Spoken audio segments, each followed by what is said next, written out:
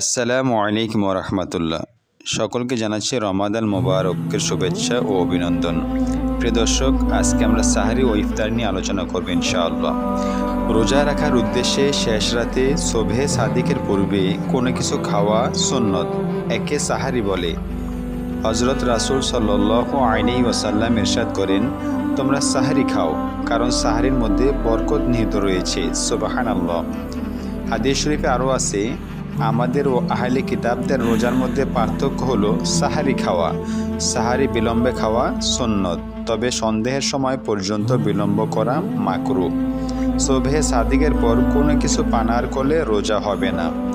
এবার আসুন ইফতার সম্পর্কে জানা যাক।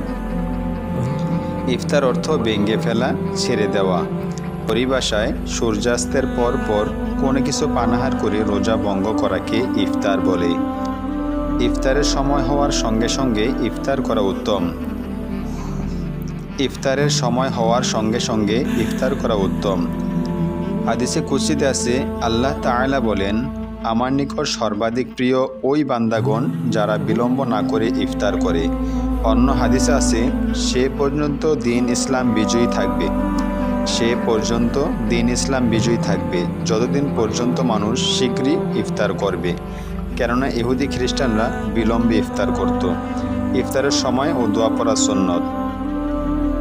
দোয়াটি হচ্ছে, আল্লাহুম্মা লাকা সুমতু ওয়া বিকা আমানতু ওয়া আলাইকা তাওয়াক্কালতু ওয়া আলা রিজকিকা আফতারতু বিরহমাতিকা ইয়া আরহামার রাহিমিন।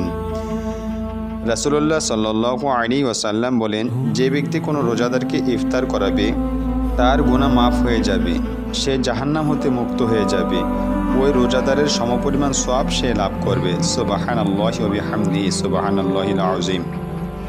তাহলে ইফতারের মধ্যে কত বরকত রয়েছে এবং রোজাদারের জন্য দুটি আনন্দ, একটি হচ্ছে ইফতারের সময়, আরেকটি হচ্ছে তার রবের সাথে পরকালে দিদারের সময়। সুবহানাল্লাহ।